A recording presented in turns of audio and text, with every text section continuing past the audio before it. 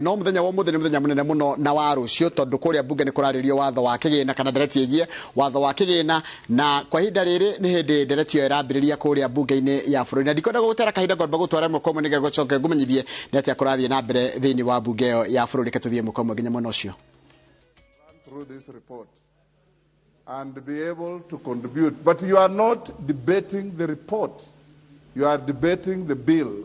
Understand the procedure of the House. So we will proceed that way.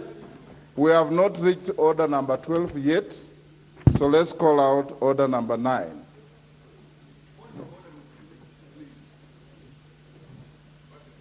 Order number 9. If it's about order number 12, I'll give you when we get there.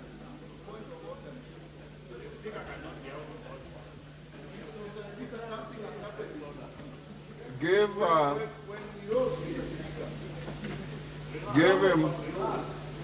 him the mic.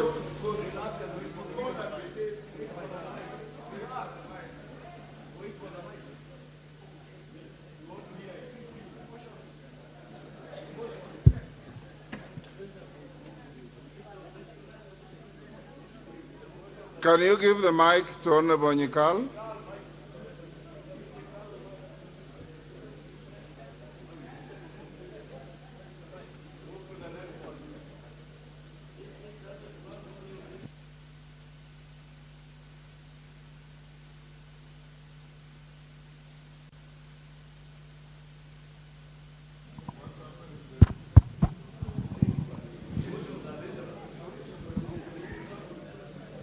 Mr. Speaker, what happened when the issue of whether it was proposed or not came? You had called and there was the ayes. Now, some people stood, I know, I'm aware, to actually call for a division.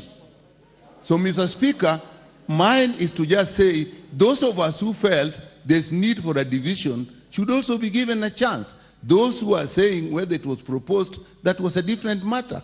So, Mr. Speaker, in that confusion, really, Mr. Speaker, justice is superior to the law. So, Mr. Speaker, if some of us needed a division over this matter, why can't we be given that chance? Honorable Dr. Nyikal, you are a very experienced legislator. Exactly. Take your seat. Take your seat. When I think it's Robert Mbui who called for division, I heard him very clearly. From where I sit, I have a bird's eye view of the House, and only 8 members stood. You require 25. There were only 8 members, and I could see. So we have passed that matter. Let's move on to the next. Order number 9.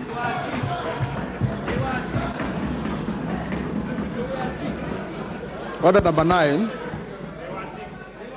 the Health Amendment number 2 Bill, National Assembly Bill number 42 of 2022, second reading. Mover to reply. Order. Honorable Didmas Barasa, you reply to your bill. Thank you very much. Thank you very much, Mr. Speaker. Before I reply, I want to donate some 2 minutes to Honorable Sloyer, the Member of Parliament for Vihiga, then I will finish. Honorable Sloyer. Honorable Sloyer, 2 minutes, and Honorable Babu Wino, 2 minutes. Excellent. Sloyer, you have 2 minutes. Thank you, Mr. Speaker. I want to support the motion by the Honorable Didmas Barasa on the health referral system by saying the following. A referral system is supposed to be controlled in this country of ours because we have seen so many cases whereby our patients are going to different hospitals in the country and getting unnecessary referral to different hospitals which do not even have the capacity to hold or give attention to the issues that the patients have. A referral system should be from a lower capacity institution to a system that is more complex, that is supposed to assist in dealing with the complications that a patient may have. But we find that at times we have poor communication among hospital professionals that at times result into unnecessary costly referrals, which should be controlled at some level so that we have a referral system that can be of help to our people. We need to have an improved interaction among professionals of healthcare network. So in this country, we find that a patient may go to a hospital like Nairobi Hospital and be referred by a doctor to a lesser institution that is owned by those professionals. So to provide justice to our people and to ensure that they are being taken care of in the best way possible, we need to have a controlled referral system. I have a case in point whereby patients are referred from a health center into a referral hospital that is more or less than the same. Lawyer, your 2 minutes are up. Baba Wino, give Baba Wino the mic. There's one next to you.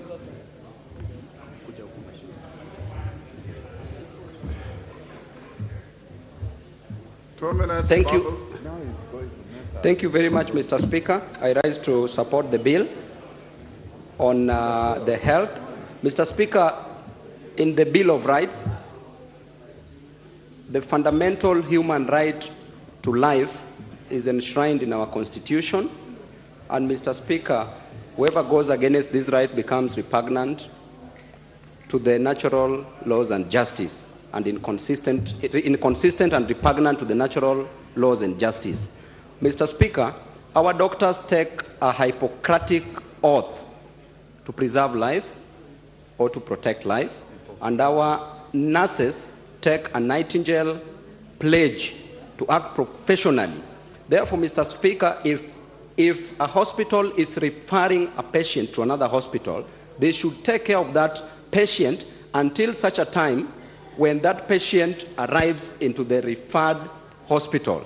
They should ensure that they preserve life and they protect the patient. In our Kenyan system, Mr. Speaker, you find that a patient is taken to a hospital, left there to die.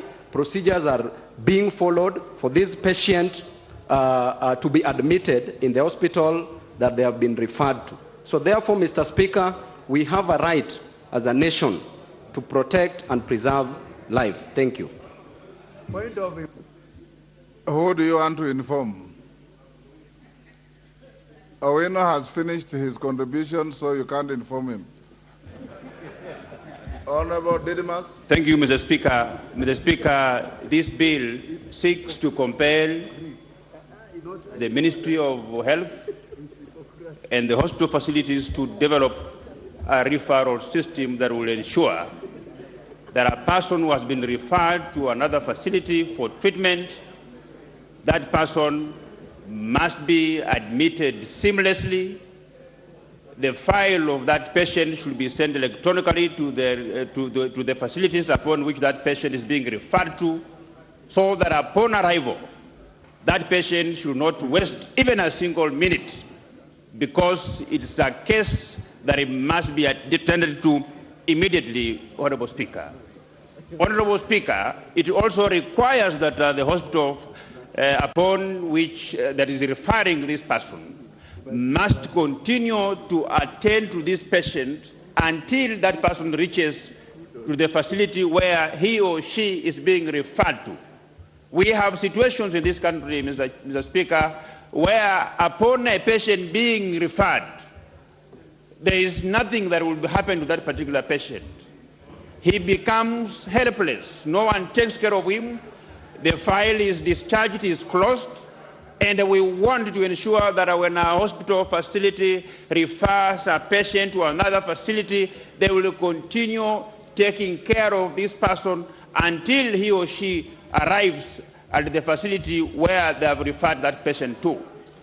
The second thing, Honorable Speaker, which is very important, is that the person referring the patient to another facility must ensure that the referral process is expeditiously done, more seamlessly, within the shortest time possible, Honorable Speaker, and that upon arrival, that other facility must have superior medical facilities to be able to deal with this kind of emergencies, Honorable Speaker.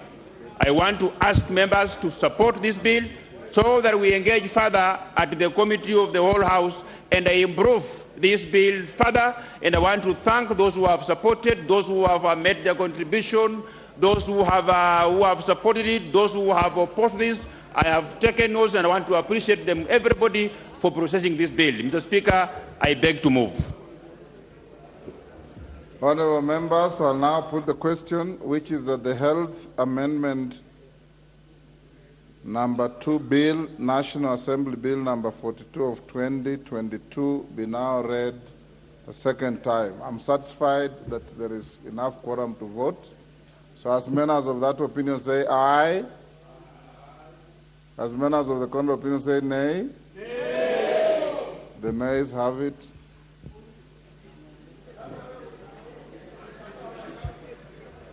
Next order.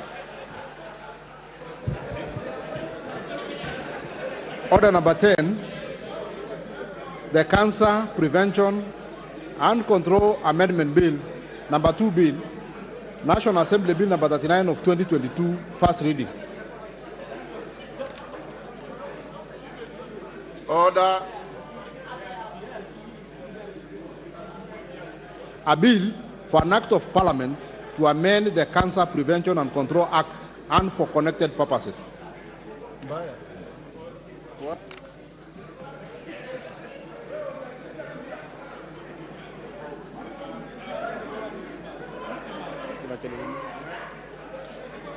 Next order. Order number 11, the Community Health Workers Bill, National Assembly Bill number 53 of 2022, first reading.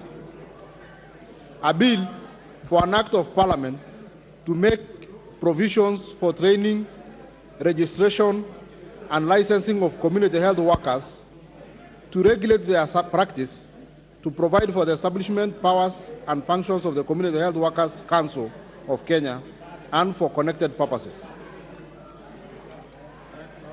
Order number 12, the Finance Bill, National Assembly Bill number 14 of 2023, second reading. Order, honourable members. Order. Order, honourable members. Take your seats. Take your seats.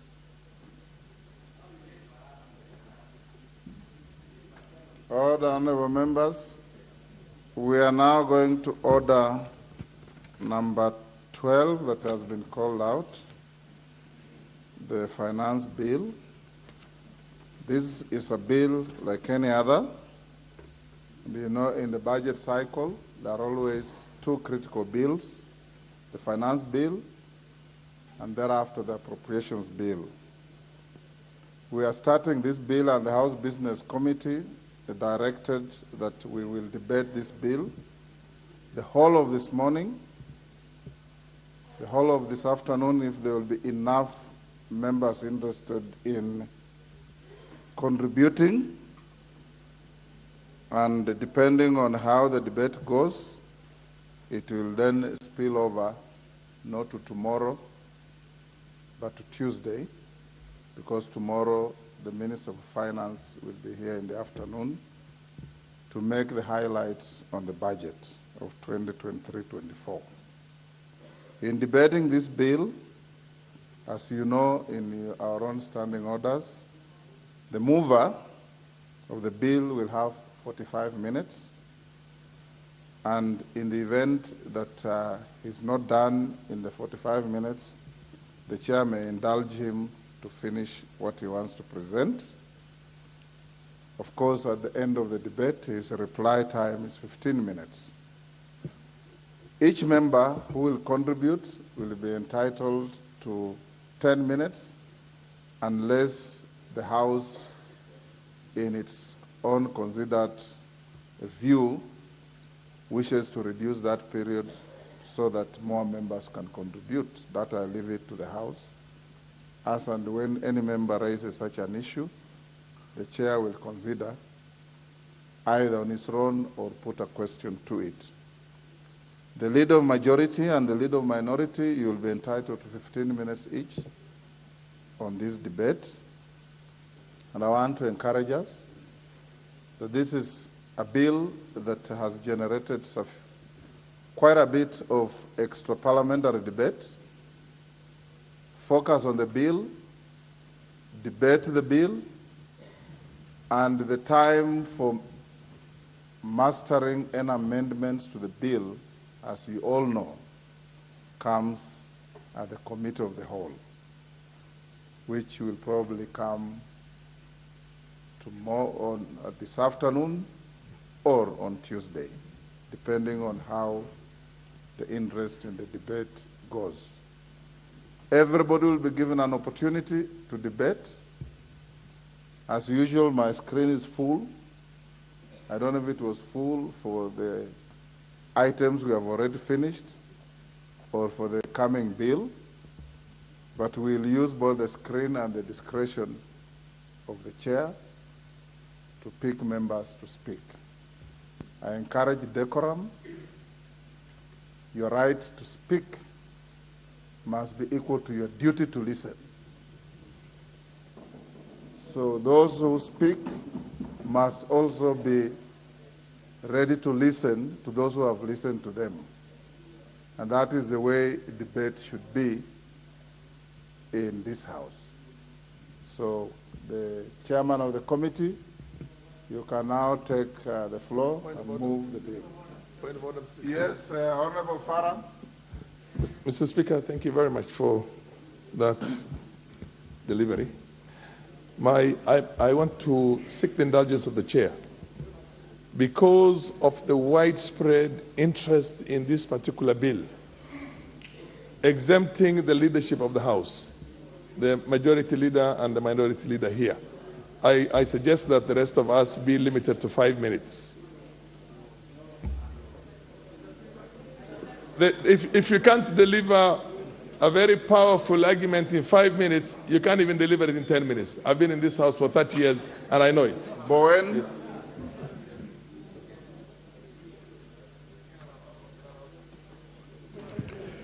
Thank you, Mr. Speaker. Mr. Speaker, I want to second the deputy or the honourable member who've just spoken that we need to reduce because of we have many members, Honourable Speaker, and you know the finance bill, Honourable Speaker, it's very important to members of this House and also the nation as whole. It's important that we reduce for members to 5 minutes, and apart from the leader of majority and the leader of minority, they can have the 15 minutes, but the rest of us, we can have 5 minutes each. I support. Yes, Donya. Thank you, Mr. Speaker. You actually need even a minute to know if this thing is right or wrong. I don't see the sense of having the 10 minutes while each of us need to debate on this bill, we share on our grievances, how we feel about it. When you look at a lady, you can say she took 1 minute to prepare her makeup, not a whole 10 minutes to describe something. As I stand there, you can know that that lady dressed well or bad. That is 1 second. 10 minutes, what will you be describing in 10 minutes? 5 minutes are enough. Thank you, Mr. Speaker. Honorable members, can the majority and minority leader approach the chair? Majority and minority leader.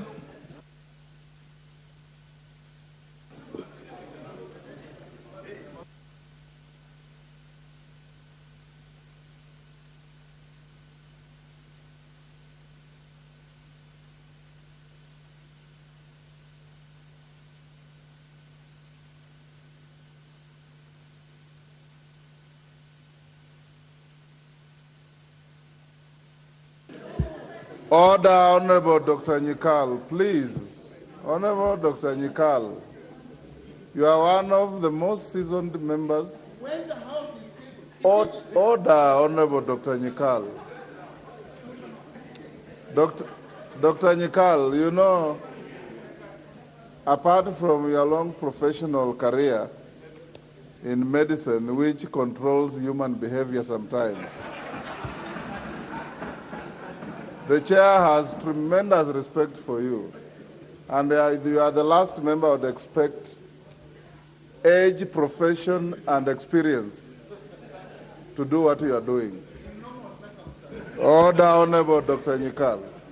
Honorable members, having had 3 members and consulted with your leadership, it's generally a consensus that we can do 5 minutes per member. Any member who will have material to prosecute and the chair is convinced that you have much more to say, the discretion will be exercised. Now I call on the mover to start. Thank you, Mr. Speaker. Mr. Speaker, I rise before you today with a sense of gratitude and appreciation for the opportunity to speak to this National Assembly when you're all looking forward to this great conversation on the Finance Bill of 2023-2024, a responsibility that is mandated. Yes? You start by saying, Mr. Speaker, sir, I beg to move that the Finance Bill be now read a second time. Thank you, Mr. Speaker. Then you move the way you are moving. Thank you, Mr. Speaker. Mr. Speaker, I rise to move that this Finance Bill be read for the second time. Honorable Speaker, I hold a lot of gratitude for the responsibility that bestowed on the Committee of Finance and National Planning as per the Standing Order number 245. The Committee of Finance and National Planning carried out the most extensive public participation in the history of Parliament. Our members of the committee sat between 10 and 12 hours every day listening to the members of the public, listening to various views of Kenyans. Our members of Secretariat sat hours reviewing the over 1,500 memoranda that were sent to us by email, taking care to respond individually to each of those emails with comments and noting those comments in our report, a report that we have annexed, that we tabled yesterday, that provide annexures of around 3,000 pages. Honorable Speaker, this comes at a time when we also, yesterday evening, we did the estimates and the appropriations, Honorable Speaker. It's very interesting to note that the Committee on Budget and Appropriations Committee, when they are doing their budget participation on the budget, the views of the Kenyans and the Kenyans who appeared before them all came with smiling faces, because they were saying, we want that road completed, we want that dam done, we want connection of water in our homes, we want extension of electricity connection in our homes. But, Honorable Speaker, the experience may not have been the same when we were asking the members of the public on the views of how that budget that they really wanted implemented, we would raise the funds to fund that particular budget, Honorable Speaker.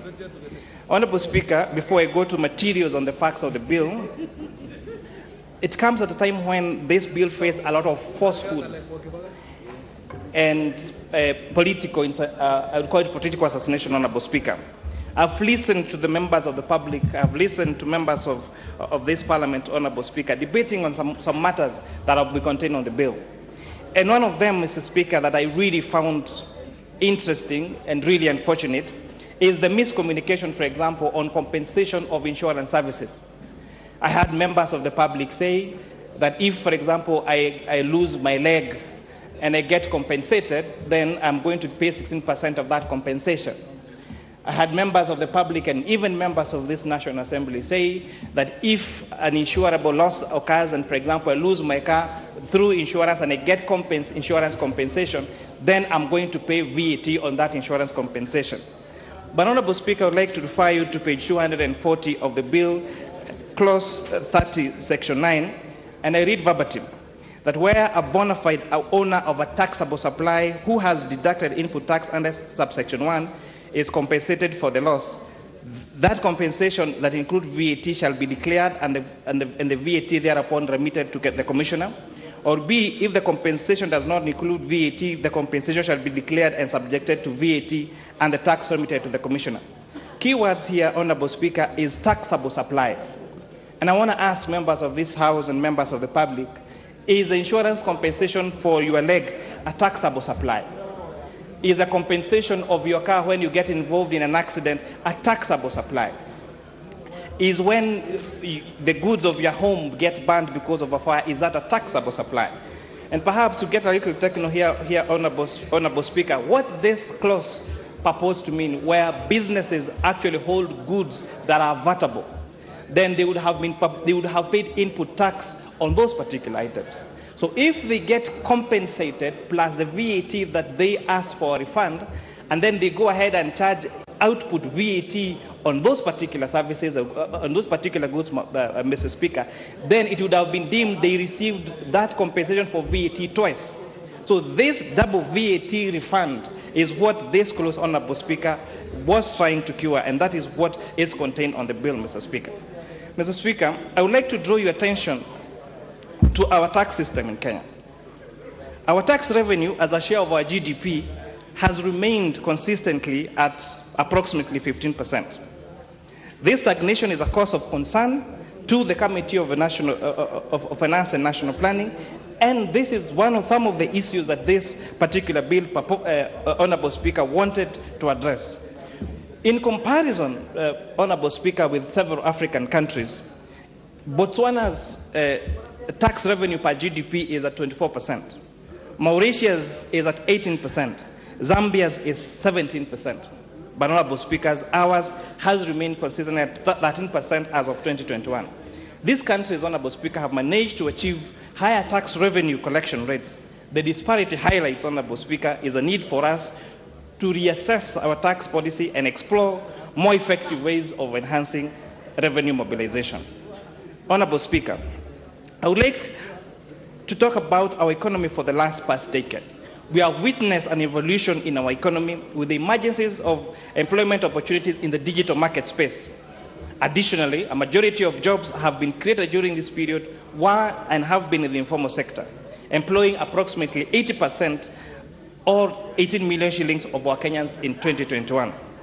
Mr. Speaker, the Finance Bill of 2023 had several tax proposals that will enable the country to increase its tax base, essentially increasing its revenues. The committee carried out the public participation and deliberated on the matters which informed the following decisions. For instance, Clause 2, which deals with the definition of terms, Honorable Speaker, had the definition of winnings when it came to the betting sector, Mr. Speaker. Something that we addressed, and the bill now try to tighten up on those particular winnings so that it doesn't lead to loss of revenues to the government of Kenya, Honorable Speaker, and also it doesn't crowd out potential businesses to live and go and set base outside this country, Mr. Speaker. Clause 5 of the bill suggests imposition of taxes on club entrances and subscription fees for employees. However, if it's implemented, this would result in double taxation, as both the employee and the employer would be taxed on these fees. In response to this concern, the committee made the changes to the clause, allowing that the taxation to be applied only for the employer's income instead. Clause 10, Honorable Speaker, of the proposed registration introduced a new tax called the digital asset tax, specifically targeting the taxation of profits generated from digital assets, such as cryptocurrencies and non-fungible assets, the one we call NFTs. Many stakeholders expressed their desire to have this proposal removed, as they believed it would discourage traders. However, the committee noted that the reason for setting up the tax rate of 3% of the gross turnover is to facilitate compliance and for trading, and also for simplifying the process. It will note, Honorable Speaker, that Kenya becomes now, if this bill passes as amended, Honorable Speaker, becomes one of the first countries in the region to recognize cryptocurrencies and digital assets and bitcoins as a way of a form of payment, as a form of trade, and therefore generating revenue from these particular digital assets, Honorable Speaker. The committee observed that clause 12 that restricts expenses without e-TIMS invoices as complemented by clause 57. This would exempt individuals from registering in the electronic system management system. The exemption ensures that small traders, the one we popularly known as mamambogas, and those that are in the formal sector are not negatively impacted by this particular proposal. Additionally, therefore, the Commissioner we have proposed will ensure administrative guidelines to address any concerns regarding the implementation of this system. But we have uploaded that there is a need to have every trader and every business person in the country operate within the e-TIMS system, Honorable Speaker, and this we realize will enhance both revenue collection and reduce the cost of tax administration. Honorable Speaker, stakeholders expressed their concerns on clause 20, which would require that withholding taxes be remitted to the Kenya Revenue Authority within 24 hours. They believed that this timeline was too short and would result in additional administrative expenses, Honorable Speaker. But the proposal here, Honorable Speaker, we have had many institutions, many companies that withhold, whether it's excise duty or VAT, that means they are agents for the collection of these particular taxes, had up to 50 days before they remitted these particular payments to the Kenya Revenue Authority. So, Honorable Speaker, we noticed that by them getting 50 days of these taxes, it means these businesses were being funded through their working capital by taxpayers' money, Honorable Speaker. But again, from having between 20 and 50 days to remit these monies to KRA to under 24 hours, we found that 24 hours was a little too ambitious, and the committee amended that and said we would allow that these businesses can remit these particular taxes within 5 working days. The key word here, working, Honorable Speaker, also takes care of the complexities of weekends and and official holidays, Honorable Speaker. Clause 24 was one other very contested by many stakeholders. They were concerned about the proposal to increase pay rate for individuals earning more than 500,000 shillings. And Honorable Speaker, having really considered this, we found also that our tax bands have not been amended for years. And part of our recommendation, even if we are not able to make this particular amendment in this particular bill, Honorable Speaker, there is need to revise our tax bands for pay because they have not been revised for very many years. But Honorable Speaker, we suggested instead of having the 35% only accrue from 500,000 shillings to above, we add an additional tax band of 500,000 shillings to 800,000 shillings to be charged at a pay rate of 32.5%, and those earning more than 800,000 to be taxed at a rate of 35%, Honorable Speaker. Clause 24 introduced digital content monetization at a withholding tax of 15%. However, we notice that this is, if you compare the withholding tax on other professions, whether it's legal fees, accounting fees, management fees, and all the other professional fees, withholding tax on all these particular fees is at 3%, Honorable Speaker. And that is why we found that charging digital content creators at 500% more was unfair and punitive to this very, very growing sector, and we propose that this withholding tax be reduced to 3% withholding tax, Honorable Speaker. And it's good also, Honorable Speaker, to appreciate the expansion of this particular sector. We have got very, very many Kenyans, especially young Kenyans, who are exerting very, very well on this space. But some people are asking us, then why are we taxing us? I'd like to remind our digital content creators, Honorable Speaker, the teachers that got employed recently that earn an income of 30,000 shillings per month, Honorable Speaker, they pay their rightful share of tax. The nurses that help our mothers deliver in our hospitals, or the nurses that treat our old relatives and the old people in home-based care, pay their rightful share of tax. The doctors that work day and night to save lives of this particular country, the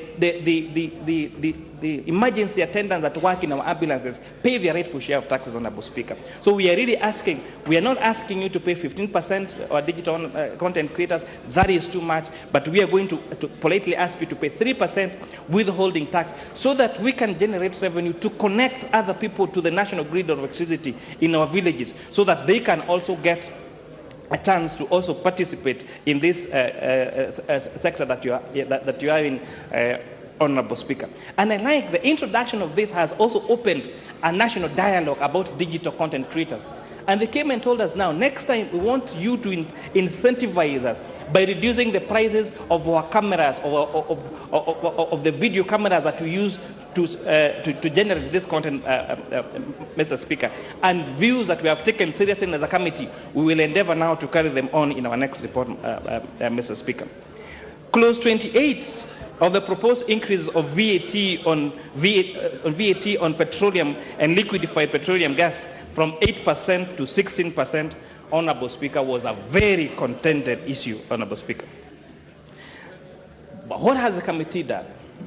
Honorable Speaker, when we put the VAT on fuel at 8% and every valuable product at 16%, so what that meant, Honorable Speaker, that these particular businesses in this particular sector were always in a VAT credit refund position, because their input tax, Honorable Speaker, they're able to pay their VAT on input at 16%. But fuel at 8%, Honorable Speaker, it means there's an 8% difference, which means that these particular businesses have always been on a credit side when they're asking for tax refund, Mr. Speaker. And what that essentially means is that taxpayers' money have been used to finance these businesses that carry out the business of this of fuel, Mr. Speaker, because of that disparity between input tax that they pay at 16%, but their output tax they claim at 8%, Honorable Speaker, which therefore creates that particular position. Honorable Speaker, we have agreed that we are going to carry on this VAT on fuel at 16%, but on the other hand, we looked at the agreement that Kenya had, the discussions that we've had about climate change, about climate financing, about going green by 2030, Honorable Speaker.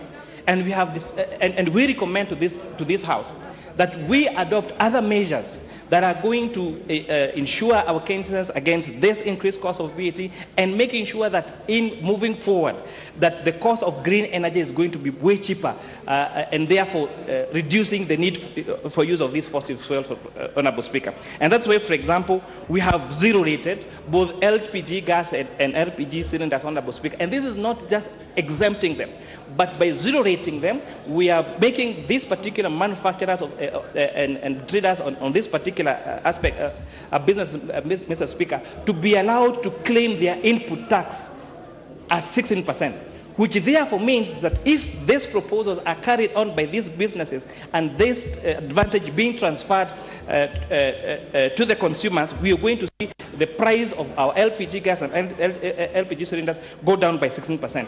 In addition to that, the other cost elements that comprise of fuel, the railway development levy and ID and import declaration fees, Honorable Speaker, we have reduced that to around, that is like 3%. So when you check the increase from 8% to 8% to 6%, it means the actual increase on VAT on fuel is only 8 percentage points. And if you now deduct the reduction on railway development levy and IDF, that means that the marginal increase on VAT on fuel would be around 4.5 percentage points, Honorable Speaker. On this also, we are looking forward to having most of the imports, the data from our Kenya Revenue Authority, from the Customs Department, has shown that most of the motor vehicles that we're importing this country are hybrids, because Kenya are now going to motor vehicles that don't rely wholly on fuel, but are both that are semi-electric and semi-use fuel, Honorable Speaker. And as such, we have incentivized manufacturers of electric motor vehicles, electric motorcycles, electric border cycles, so that in the long run we grow our manufacturing of electric buses, electric vehicles, and electric motorcycles And not just that, zero-rated also their charging system of their charging units. And we look forward, just like countries like the United States of America or the UK, where most of the means of transport, whether it is buses or motorcycles, Honorable Speaker, are going to be electric, and therefore reducing the need for use of fuel, Honorable Speaker. Key to note, Honorable Speaker, one of the greatest challenges you face in the country has also been the depreciation of the Kenya shillings against the US dollars, Honorable Speaker. And the oil component, the amount of money we are spending per month, per annum, importing this food is a point of concern. So until that time, when we explore our own oil and have our own oil, Honorable Speaker, we have to think of alternative sources of energy that are green, that are cheaper, and that are sustainable, Honorable Speaker. We also was interesting to find innovations that have been done by some companies, and I would like to give an example of a called that makes biofuel. They have come up with an innovation of stoves and canisters that reduce the cost of safe fuel for use for cooking at home to Kenya shillings 10 shillings per meal.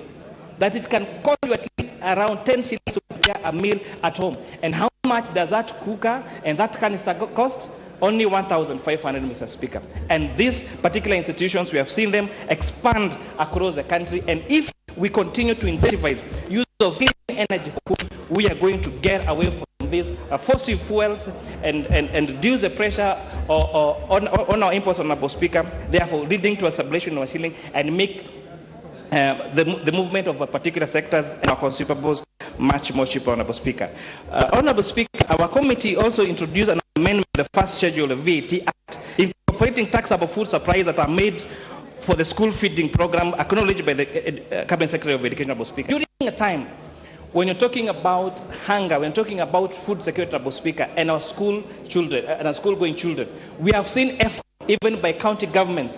We have seen efforts by, I think, our best subbing example is the constituency headed by the Honorable KJ, that have been able to establish a very effective school feeding program at, I think, only 20 shillings per meal, Honorable Speaker. So what we have done is an introduction to introduce to the first schedule of the VAT Act taxable so food supplies that are made to school feeding programs to be zero rated.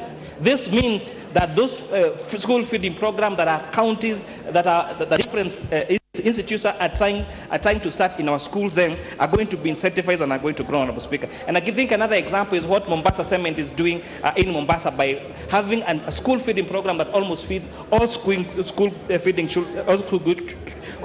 children in that particular county, Honorable Speaker. The committee observed that there was an attempt, or there's a proposal in the bill to exempt from VAT transfer of businesses as a going concern. This, Honorable Speaker, would have led to a loss of 100 billion shillings in terms of the proposed taxes, Honorable Speaker. And this is one of the losses that we have recommended for deletion.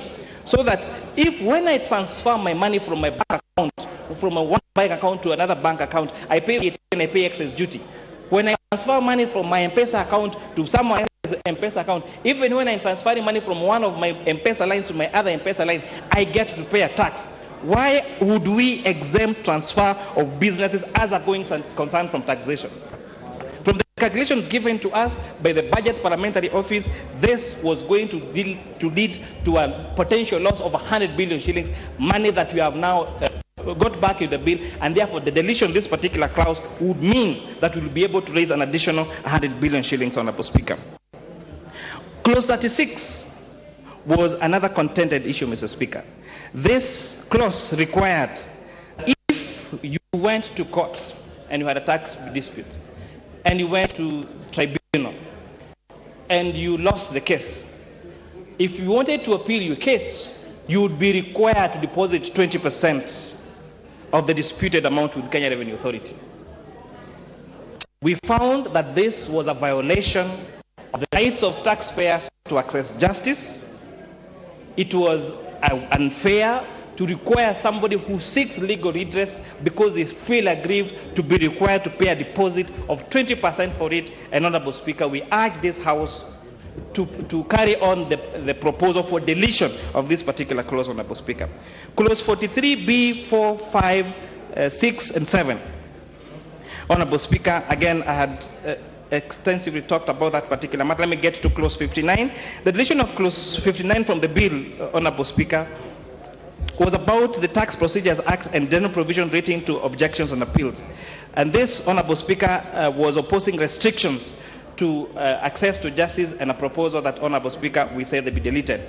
Clause 61, Honorable Speaker, regards to Section 84 of the Tax Procedures Act. The committee proposes that 61 be deleted due to its punitive nature of concerning the tax shortfall penalty.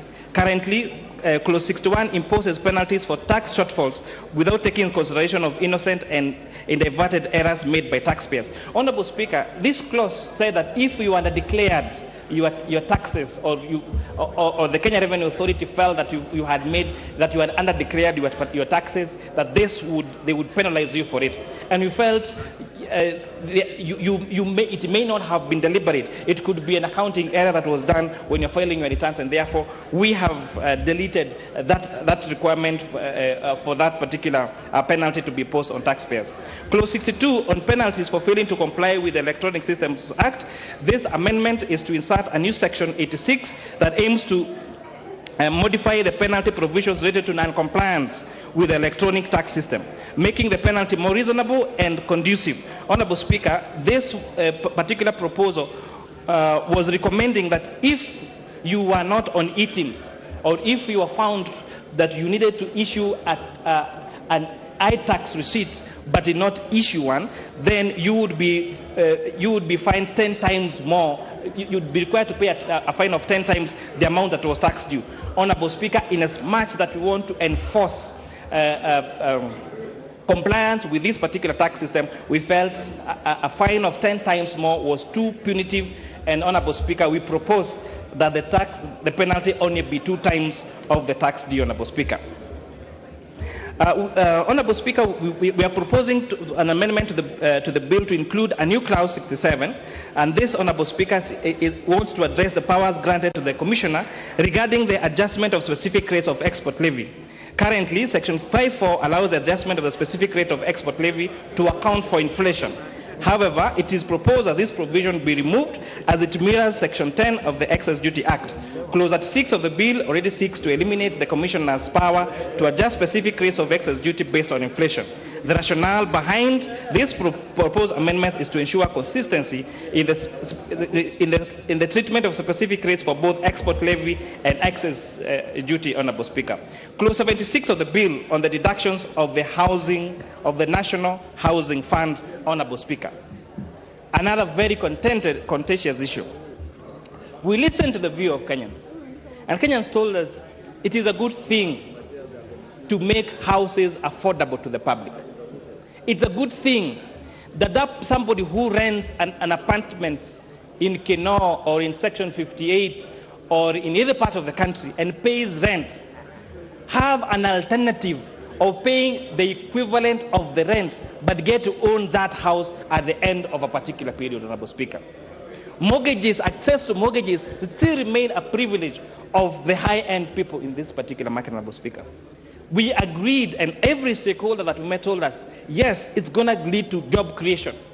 The doors that are going to be made, the windows that are going to be made, the suppliers for those particular goods, the people that are going to provide the rest of the services, that is the spiral effect of it. The people are going to sell food into those particular units, Honorable Speaker. We felt, they said there is a need for this particular housing fund, Honorable Speaker. But they were worried about the how. And they were telling us, for you to start us off with 3% of our basic pay, it is too punitive.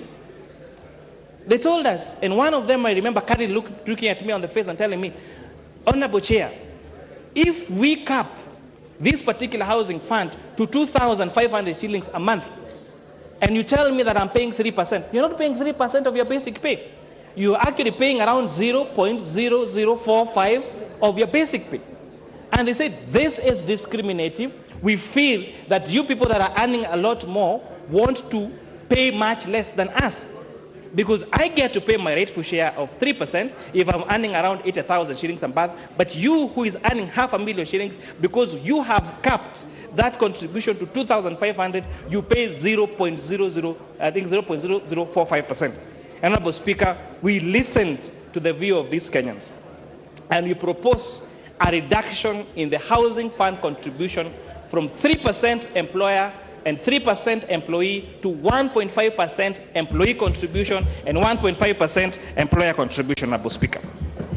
And it's very important to note that the capping that was capping the contribution to 2,500 has been removed, because this would have been discriminative against those people that are earning less, because those people earning less would have paid their rightful share of the 1.5%, but you and I that have a higher pay slip then would get to pay much less or a higher percentage, Honorable Speaker. We have also established that these funds will go into the consolidated fund, Honorable Speaker, as per the PFM Act. Mr. Speaker, the shift towards the informal sector also poses challenges to our tax revenue. As the economy diversifies, the jobs opportunities arise in all sectors, it has become crucial to expand our tax base. Honorable Speaker, Kenyans told us that the few of us are paying taxes, but there are so many others that should pay the rightful pay of tax that are not paying. And key in point was the small businesses. And Honorable Speaker, on the proposal to have the turnover tax have a threshold of 500,000 shillings would mean that those people selling around 1,000 with the sales of around 1,600 shillings a day would be required to pay a turnover tax of 3%. Honorable Speaker, we saw this band too little, and we have therefore proposed to increase this band to at least 1 million shillings sales per annum to 25 million shillings per annum as those Kenyans that would pay the turnover tax, Honorable Speaker. And you're also telling them, people are asking, why are you taxing me on gross instead of taxing me on profit? And Honorable Speaker, we have told them that at the end of the year, you do not have to pay turnover tax. If you want, you can pay the corporation tax at 30%, but then you'll have to calculate your revenues and deduct your tax allowable expenses. And many Kenyans were like, I don't want to go through that process. Tell me how much I need to pay because I want to pay my rightful share of tax. I'll pay that, and we absolutely move forward, Honorable Speaker.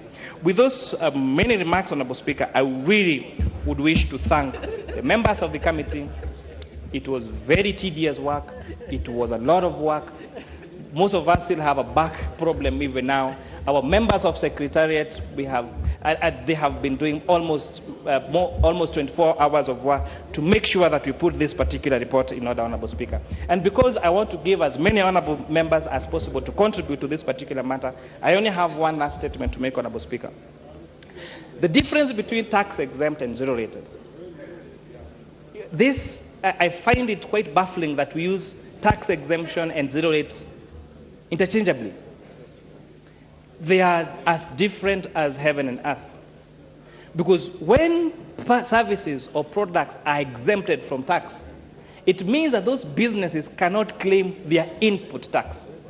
And that makes the price of those particular products at least 16% more expensive. And that is why, although the bill proposes to exempt manufacturing of fertilizer, manufacturing of pharmaceuticals, manufacturing of human vaccines, manufacturing of pesticides, agricultural equipment, transportation of sugarcane from factories, from farms to factories, to be tax exempted. This committee, Honorable Speaker, has recommended in our report that these particular products and services be moved from tax exemption to zero rate, so that that transfer of that manufacturing of fertilizer, manufacturing of pharmaceuticals, manufacturing of medicine, manufacturing of human vaccines be allowed to be, that benefit be allowed to be transferred to the consumer by making those particular products 16% cheaper, Honorable Speaker. But we are hoping, and this I want to really urge the Kenya Revenue Authority to make sure that they enforce that once we transfer these particular privileges and this zero rating of these products and services, that that benefit be transferred to the consumer. We want to see the price of LPG gas and LPG cylinders go down by 16% if this House approves this particular recommendation, Mr. Speaker. We want to see the cost of locally manufactured fertilizer go down by 16% if this particular proposal is accepted by this Honorable Speaker. We want to see the price of locally manufactured medicine and human vaccines and pharmaceuticals and agricultural pesticides go down by 16%, Honorable Speaker, if these particular proposals are accepted by this House, Honorable Speaker. We have a very ambitious, this bill has an ambitious plan of exporting mobile phones across Africa, Honorable Speaker. We have seen the demand of smartphones and mobile phones in this country, and we have a big potential to manufacture them. The manufacturers of mobile phones came and told us that, Honorable Committee members, if you zero rate these products that are used as raw materials for assembly of mobile phones, we would be able to manufacture mobile phones in Kenya, smartphones in Kenya at a cost of at least 8,000 shillings and be able to export this to other African countries, Mr. Speaker. We found this very revolutionary, and we urge this House to support this particular amendment, Honorable Speaker. We have had a huge influx in a digital space in terms of digital lenders, Honorable Speaker. But we found that the excise duty and the VAT on the transaction fees on digital platforms for mobile money and for digital lenders was discriminatory against that of the banks, because banks were getting preferential treatment by getting preferential rates. But, Honorable Speaker, our report aims at harmonizing the rates that are being charged by digital lenders and microfinance institutions to that of the banks, Honorable Speaker, so that we create a level playing field. Honorable Speaker, some of us, when we left school, the first thing we wanted to do was open a bank account. The people that are leaving school, the first thing they want to do is not open a bank account, is to have a digital wallet. And we're saying we need to incentivize this space. This is the next frontier in financial inclusion, and we are asking this Honourable House to agree with us and pass our report, pass the amended finance bill as proposed by the Committee of Finance and National Planning. And with those very many remarks, I want to donate the rest of my minutes so that this House can extensively debate this particular matter, and hopefully our good idea can give birth to a great idea, and that great idea can give birth to the greatest ideas. And with that, Honourable Speaker, I support, and I ask the Vice Chair of our committee, the Honourable Ambassador Benjamin Langat, to second. Thank you, Honourable Kimani. Who is seconding you? Danger. Yes, sir. Yes, Mr. Speaker. Mr. Speaker, I want to thank you for the opportunity to second this bill, and I rise to second this finance bill of 2023. Mr. Speaker. Mr. Speaker, you said yesterday that this bill has been transacted in funerals, churches, other social places, Mr. Speaker, and you advise us that we must now come to the House and transact this bill. Mr. Speaker, we have just come from a campaign less than a year ago. Some of the issues that were transacted or canvassed, Mr. Speaker, were mainly three issues, Mr. Speaker. One of them was cost of living. Number two, Mr. Speaker, our level of public debts. Number four, Mr. Speaker, is empowerment of the youth. Mr. Speaker, it is in the public domain that our public debt is the highest ever, Mr. Speaker. And because of either errors of commission or omission, Mr. Speaker, we found ourselves there. Mr. Speaker, if I was to liken Kenya to a public company, Mr. Speaker, I would say Kenya is a very high-geared company, Mr. Speaker. We have borrowed more than what we should have done, Mr. Speaker. And those of us who are accountants, who have managed public entities, Mr. Speaker, you know, when a company is high-geared, Mr. Speaker, you have two options. One is to close the company, Mr. Speaker. Number two, Mr. Speaker, is to bring in more capital, Mr. Speaker, by the shareholders. Mr. Speaker, this republic, the shareholders are Kenyans. Mr. Speaker, this house is the board of management, Mr. Speaker. The president is the CEO, Mr. Speaker. Mr. Speaker, we must make a decision whether we want to close the company or we bring in more capital injection, Mr. Speaker. If you ask the shareholders of the company will say, no, we are not closing the company, Mr. Speaker. We need to do something to bring in more capital, Mr. Speaker. Mr. Speaker, if I liken this country to an individual, Mr. Speaker, I would say the person is sick. When you are sick, Mr. Speaker, you must seek for medical advice, Mr. Speaker. Mr. Speaker, sometimes the doctor prescribes medicine. And Mr. Speaker, medicine are not always very sweet. They are not palatable, Mr. Speaker. Mr. Speaker, sometimes the doctor might even prefer that surgery be done, Mr. Speaker. And surgery is not very nice, Mr. Speaker.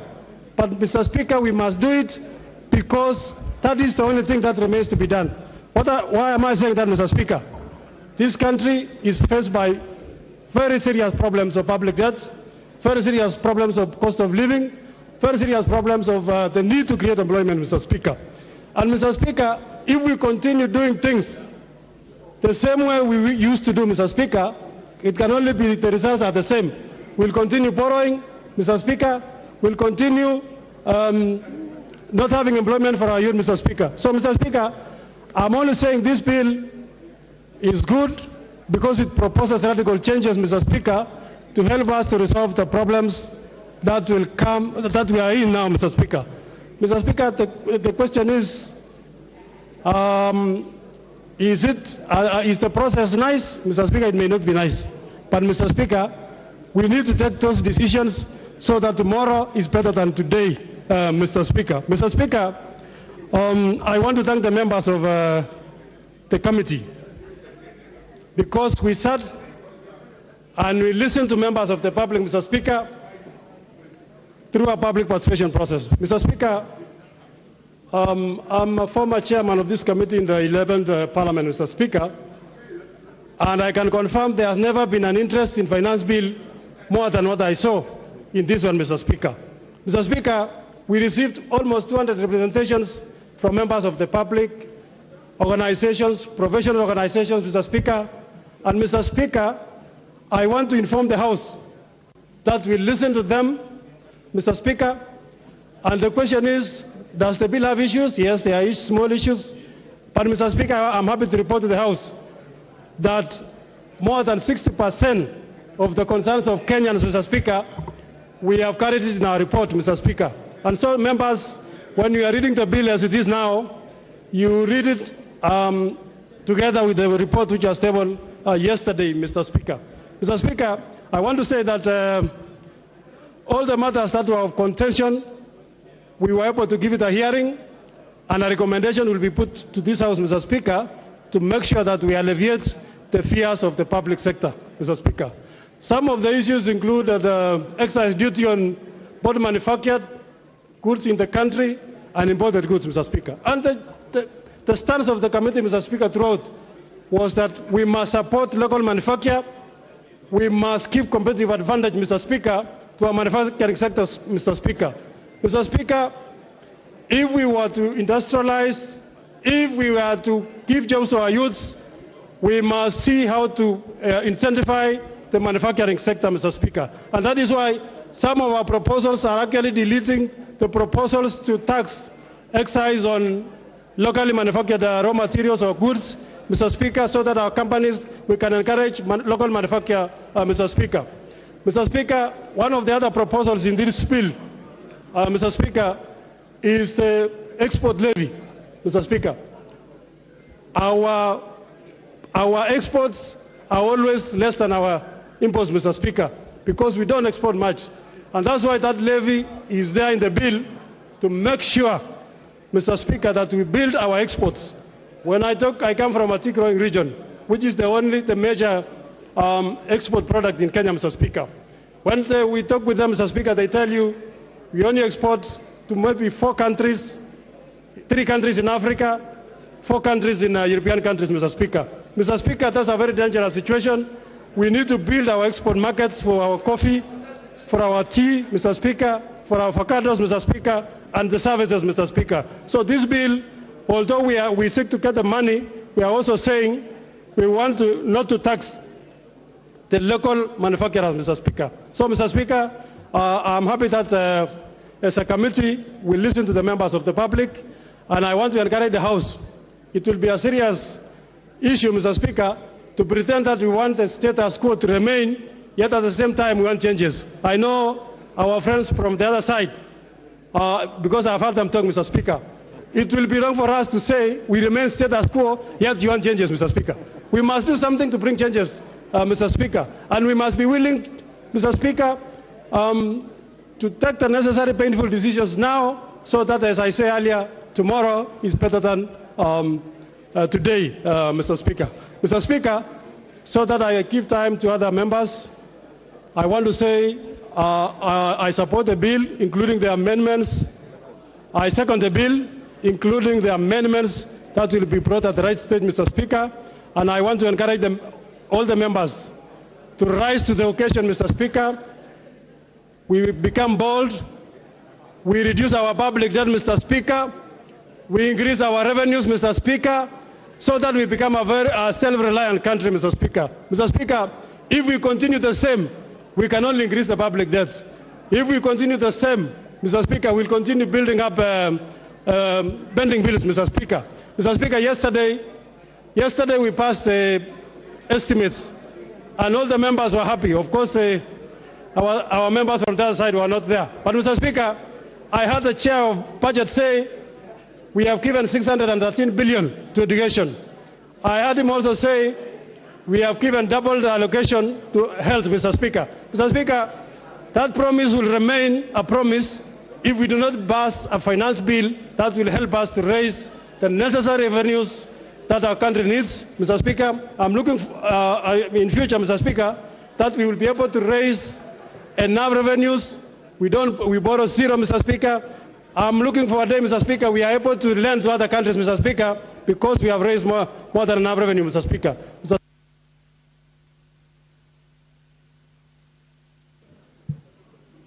Order, honourable members. Before I propose the question, allow me to recognize the following schools in the Speakers and Public Gallery.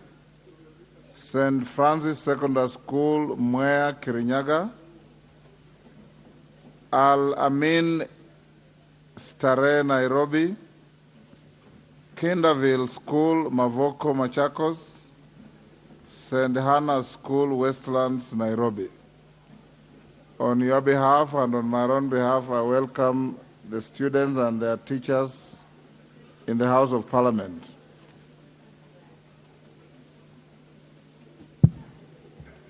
Order, honourable members. Members who are on their feet, take your seats. Honourable members, I now propose the question, which is that the Finance Bill, National Assembly Bill number 14 of 2023 be now read a second time.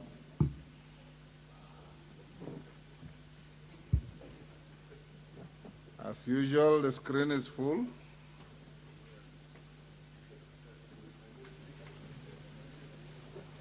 Robert Mbui.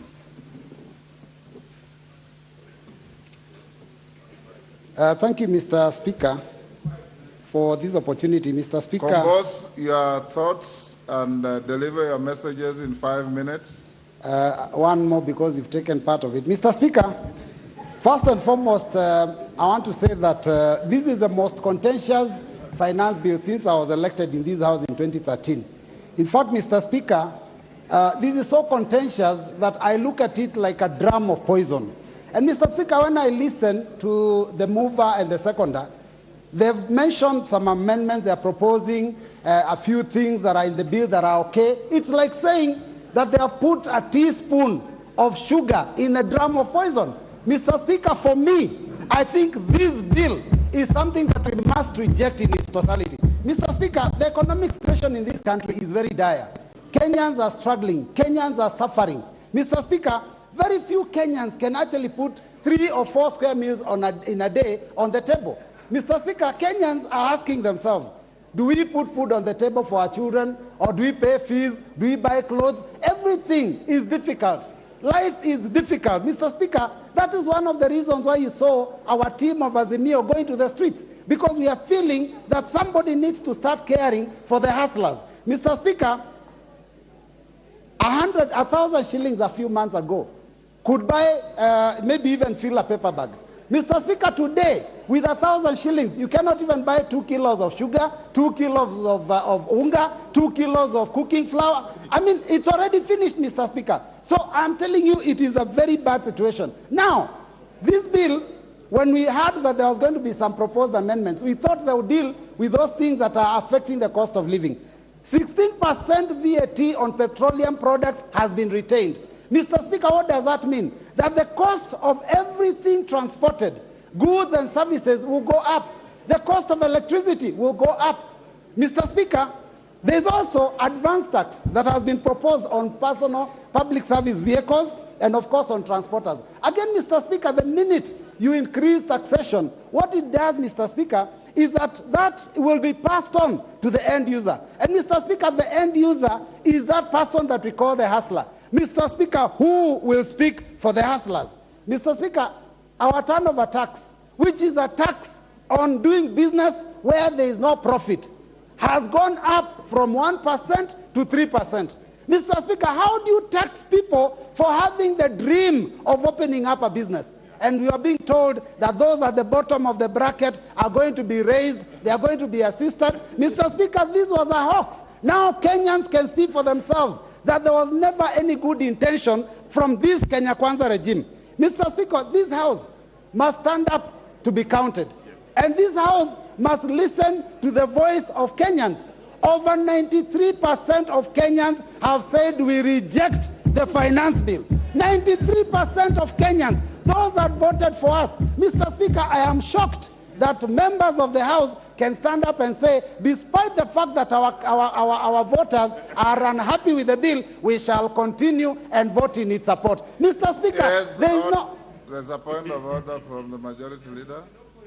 There shouldn't be point of order. It is part of your debate. Honorable Speaker, I rise on standing order number 91, and I hear Robert Mbui saying there should be no points of order. But I think that is a prerogative of the Speaker. Honorable Speaker, Standing Order 91 speaks to the responsibility for statement of facts. And I have listened keenly to what the Honorable Mbui is saying. And Honorable Speaker, you did invite us to debate the finance bill. And it's only imperative on us that when we debate the finance bill, we restrict ourselves to facts that are in the finance bill, and not use this opportunity, Honorable Speaker, to deliberately mislead the country or play to the gallery. And I know the Honorable Mwalimu Robert Mbui has been a good teacher and a good legislator. But to state that the question of turnover tax is what he is misleading the country to believe, knowing all too well, because he's a good teacher and he reads. He knows turnover tax is optional. You either choose to pay a turnover tax or you do your returns. True, Honorable Speaker. Order. What is out of order, Majority Leader? Honorable Speaker, what I found to be completely out of order. Order. What is out of order? Honorable Speaker, what I found to be complete out of order is the misleading statements that are not based on fact, that the Honorable Robert Mbui is advancing, and he should base his facts on what is in the bill. Order. Order, honorable members. Robert Mbui, proceed. Thank you, Mr. Speaker. And please, Mr. Speaker, these frivolous points of order are just meant to waste time so that people cannot hear what we have to say. Mr. Speaker, I talked about things that are in the finance bill. Even the 3% turnover tax is in the finance bill, Mr. Speaker. And I said this, when will this House stand up to be counted? We are being controlled like puppets by the executive, Mr. Speaker. The executive stands and says they are going to watch how we vote. I don't know what will happen to us. Mr. Speaker, members of this House must ensure that the independence and the power of this House is respected so that we don't be taken for a ride. Mr. Speaker, the division of Kenyans by this executive has gone on for a very long time. They started with the issue of hustlers versus dynasties. They talked about companies which I've had alluded to here, and shareholders and non-shareholders. Now we've also been told, oh, this bill, there's a fight between those who have salaries and those who do not have salaries. Mr. Speaker, we must make sure that we speak the truth. When you tell us that you want Kenyans to feel pain now, I don't know, they will go to heaven soon or start enjoying themselves. It reminds me of Shakahola, Mr. Speaker. That is what the people of Shakahola told people. They told them, sell all your assets, come to us, starve and suffer in pain, then die and see heaven. Mr. Speaker, we do not want our hustlers to die. We will speak for them. They are suffering enough, Mr. Speaker. This bill, we cannot allow it to continue hurting them more than that, Mr. Speaker. Mr. Speaker, we have had a mention that Kenya is not highly taxed because I think, I don't know, Tunisia, Morocco, they are taxed more. Their tax to GDP is higher. How do you compare Kenya with some of those countries? The average salary in Tunisia is 176,000 a month. Average salary in South Africa is 187,000 a month. Average salary in Morocco is 263,000 shillings a month. The average salary of a Kenyan is 22,000 shillings. How do you compare light and day? Mr. Speaker, let us talk the truth. Mr. Speaker, you know, when I listened to this team when they were speaking during the Kenya Kwanza team during the campaigns, they talked about raising the hustlers. In this finance bill, there is a proposal to tax welfare groups.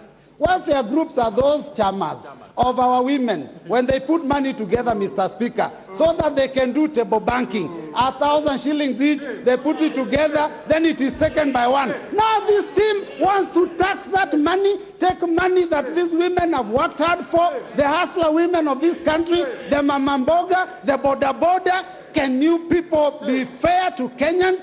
Members, let us stand up and oppose this bill, all of us. The voters are watching. The voters are watching. And I can tell you, those people that you are respecting so much, when you lose the next election, they will not pick your cause. And by that time, even these positions of cabinet, I don't know, CASs, we will have fought them, we will have removed them. They will no longer be there. So members, please, let us vote. Order. Order, honorable members. In any civilized parliament, when you approve of what your colleague is saying, you thumb your feet. You thumb your feet. The way the minority leader is demonstrating. For those honorable colleagues who are here for the first time, this is not a rally. This is a parliament. So thumb your feet in approval and keep your silence in your disapproval. Mohamed Ali Jijopevu.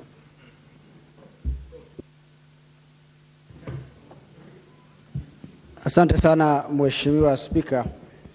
Mimi nasimama kuunga mkono na vile vile nitaanza kwa kusema ya kwamba ni vyema sisi kama wabunge tuweze kujadili masuala ambayo yana umuhimu na taifa hili na wananchi wake.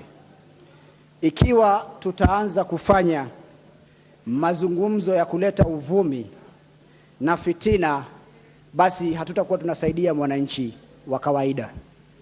Nikiangalia hii bill Mheshimiwa Spika, na hili bunge lina wabunge wengi zaidi ya 300. Na asilimia kubwa ya wabunge ni wale ambao wako nje.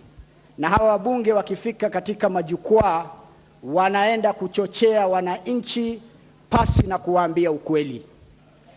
Kuna mbunge wetu kutoka upande wetu ambaye pia ameenda kuchochea wananchi, lakini leo katika bunge hili hayuko hapa kujadili haya masuala ya fedha ili kuwafanya Wakenya waweze kuelewa zaidi. Mheshimiwa Spika, hili taifa limekuwa taifa la ombaomba tangu Kenya kupata uhuru. Mwaka wa 1963 Kenya imekuwa ikiongozwa na masuala ya kukopa. Kila mwaka ni kukopa kulipa wafanyikazi wa serikali, kukopa kuleta maendeleo, na ndio maana sasa imefika mahala ambapo tunataka kusema ya kwamba tutajinyima, tutajizuia na mikopo, tuanze kujifunza kutafuta hela miongoni mwa Wakenya na kujikomboa katika minyororo ya kukopa kila mwaka. Hili taifa hatuwezi kukopa mpaka kiyama. Hili taifa ni lazima tukaze minyororo, tufunge longi yetu vizuri na tuvae njuga, na tuhakikishe ya kwamba tutafanya haya mambo kwa miaka 2 ama 1 hivi, lakini mambo yatakuwa sawa. Mheshimiwa Spika, unataka vipi Kenya hii tujenge barabara wananchi wanataka? Mheshimiwa Spika, unataka vipi sisi leo tuweze kuunganisha umeme? Unataka vipi leo tuweze kupunguza bei ya vyakula ilhali tutaendelea kukopa kwa wazungu ili kuleta matatizo kwa Afrika? Ni lazima tujifunze na kustahimili. Mheshimiwa Spika, katika bunge hili leo, hawa wabunge wenzangu leo wana nguvu kwa sababu wao, kila mbunge kama sijakosea ana nyumba. Mheshimiwa Spika, wacha nizungumzie hili swala la nyumba kwa sababu linachukuliwa vibaya sana. Leo mbunge wa Kenya kila tama akiingia anachukua milioni 30 na kununua nyumba. Hawa wabunge wote, mimi pia binafsi nachukua hiyo pesa na kuhakikisha ya kwamba, Mheshimiwa Spika, nilinde. Mheshimiwa Spika, nilinde na haya maneno naosema. Hawa wabunge tuacheni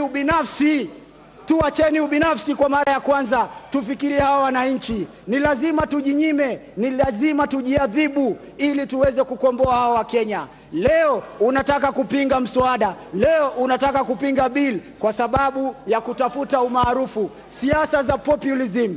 Tunataka siasa za kukomboa taifa hili. Hatuwezi nyima maskini nyumba na wewe unajipatia nyumba kila mwaka. I see nothing out of order. You'll get a chance to say something contrary to what he's saying. That is what debate is all about. Mheshimiwa Spika, na naomba uniongezee dakika zingine 2 kwa sababu hawa watu wa Azimio wanapenda kupiga kelele mambo mazuri yakitajwa. Mheshimiwa Spika, nilikuwa nazungumzia, angalia katika hii bila, angalia Mheshimiwa Spika. Kwanza inapatia taifa hili uhuru wa kuwapatia nafasi wawekezaji waweze kuja katika taifa hili. Wawekezaji wengi wanaweza kuwekeza katika Nairobi, lakini wamepunguziwa kutoka 37.5 hadi 30% kwa masharti ya waende wawekeze maeneo mengine kama Bungoma, Mombasa, Garissa, sehemu ambazo hazina uwekezaji. Zikiwekezwa basi watoto wetu wanapata kazi, nchi inapata ushuru, nchi inapata nguvu ya kuweza kujikomboa. Angalieni mazuri ndani ya fedha hii. Kwa mfano, hii mambo ya 10% ambayo ina protect local market, ya kuhakikisha kwamba tunaenda katika juakali sekta, tunanunua Kenya, tunanunua Ukenya ndani yetu na kuhakikisha tunainua viwanda vyetu. Angalieni yale mazuri yako ndani ya hii, msiangalie ubinafsi, msiangalie tamaa, msiangalie kuongozwa na viongozi ambao hawana dira ya uongozi. Kila mwaka ni kusumbua, kila mwaka ni kuambia. Time is up. Women Rep Migori. Women Rep Migori, you are on the screen, or you are not ready.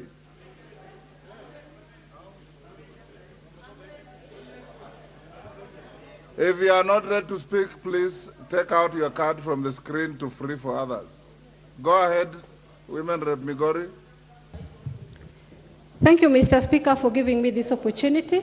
The minutes that you give me, sir, I request that I speak for 1 minute and donate a few to my colleague. You cannot donate any time. Thank you, sir. All the same, I'll speak. Yes.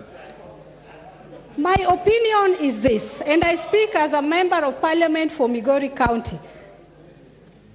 The committee has reported that they went round and the people of Kenya suggested that they bring it to 1.5, the housing levy. They are not being sincere unless they were doing this out of Kenya, but not in Kenya. Kenyans are saying 0. They don't want it. They are not interested. They are not aware of your 1.5. And I'm questioning this.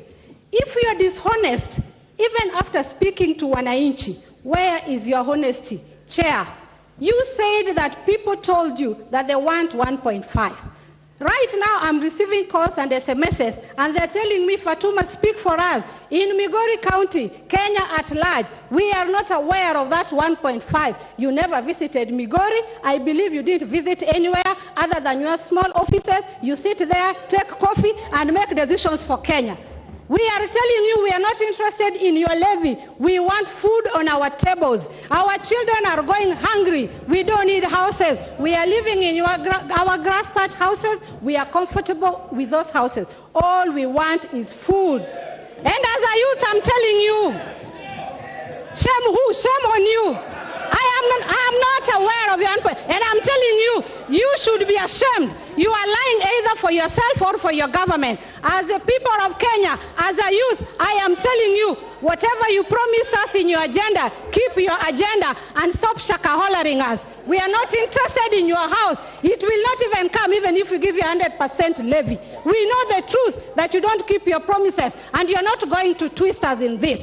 Stop lying to Kenyans and face reality. Kenyans wamechoka. They are not interested in this house levy. They're asking for one request. Please give us food. Don't give us houses that do not exist. After all, as a Muslim, there is a golden house waiting for me in heaven. I don't need one from Kenya Kwanza. Thank you, Mr. Speaker. Wakili Mureu.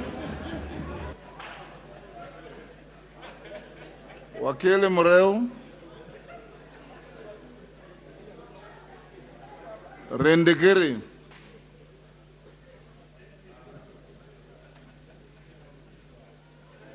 Please. Thank you, Mr. Speaker. I am not going to dwell on shouting and populism. I will go to the facts. Mr. Speaker, we are dignified members of this House, and we have a moral responsibility of guiding our thoughts and our future. Mr. Speaker, this committee is not made of tweets. It's made up of professionals who we believe have done a good job. They never sat anywhere taking coffee. They listened, and this member who has just spoken has expressed a lot of ignorance as a member of parliament. It's very unfortunate that we can continue saying our people can continue staying in that house. Mr. Speaker, on the issue of housing, I am the Vice Chair of Housing, and I'm not ashamed of standing here to say I am so impressed by the outcome of this amendment. Mr. Speaker, this clause addresses the need for housing in slums, which are in Nairobi, Kisumu, Mombasa, Eldoret, and Nakuru. Mr. Speaker, we are members of parliament in these chambers who are leading constituencies where 50% of their residents stay in slums. What we are trying to do and what the Kenya government is doing is to uplift the standard of these people according to Article 43 of our Constitution. Mr. Speaker, these people who are talking and condemning the housing factor, they refer the need to go back to our Constitution. How are we going to realize giving clean environment and sanitation if we cannot raise money? We should not deceive ourselves.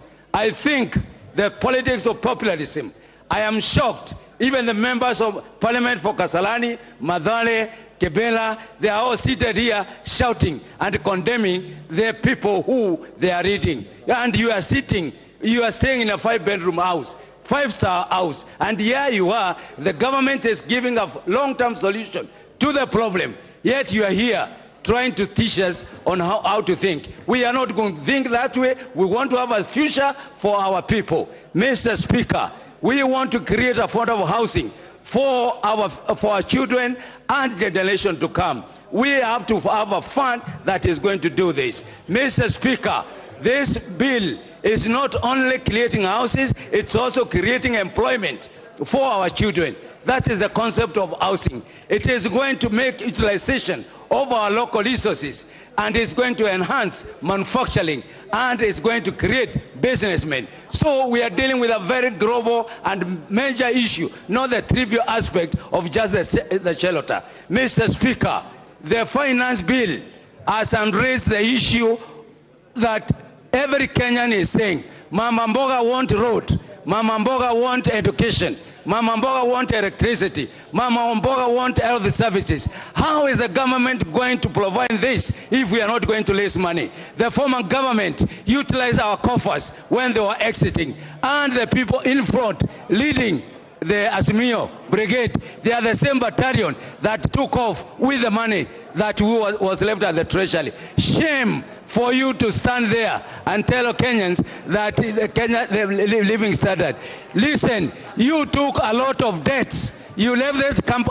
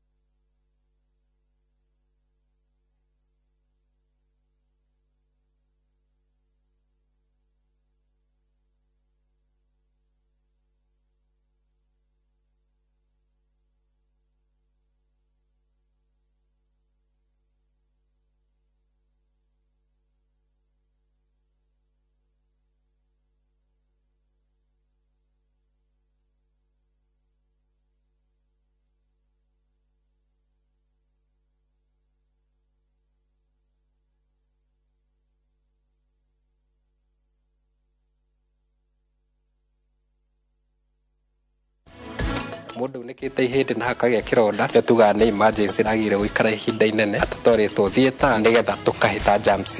Niki urauga ati urenda umburi uhoro wothe wa ma maya na family yake ni magegania tamarorei rora ni first of all ndienda woya thimu cia mubi twi nawe either mubi kana nie period.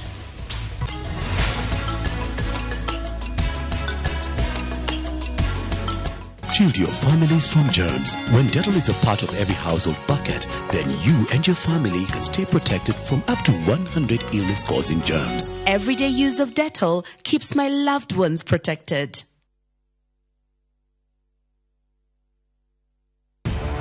Nikahinda ga kumurika ruriri tugwika atia twita agikuyu andu mahoere bururi witu na nigetha maundu maria mekuo moru matikae gutunina maria mekuo na maria meguka akorwo nduri na meciria mega ma guteithia andu na guteithia ruriri gutikareke mundu tocio kuhiria warie sararuku megi uigiririki bururi nikiyethagwo bururi-ini wa Kongo tabaya bendir na thogora wa mutu mataro ma kimuci ndithwe tukina thina twita parent baba ndoi gukorwo baba niki maito ndoi gukorwo maito niki tuthuthurie na tuthome megi unduire wa mugikuyu tanamba guciarwo ndi mukristiano ndambite guciarwo ndi mugikuyu ngikukiuga ngai ni kiriga ndari githethwa ndari gitina nyitanira na Michael Jega o muthenya wa mwambiririo nginya wa gatano thiini wa tabarira ya kimuri kwambiriria thaa 3 nginya thaa 5 cia rucini.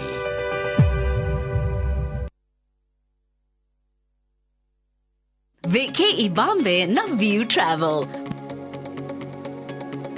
Masai Mara or Amboseli from 14K, Savo or Samburu from 24K, Mombasa, Diani or Malindi from 14K. Self-drive deals from 3K, Dubai and Zanzibar from 560 USD, Mauritius or Seychelles from 1000 USD, South Africa and Thailand from 1080 USD.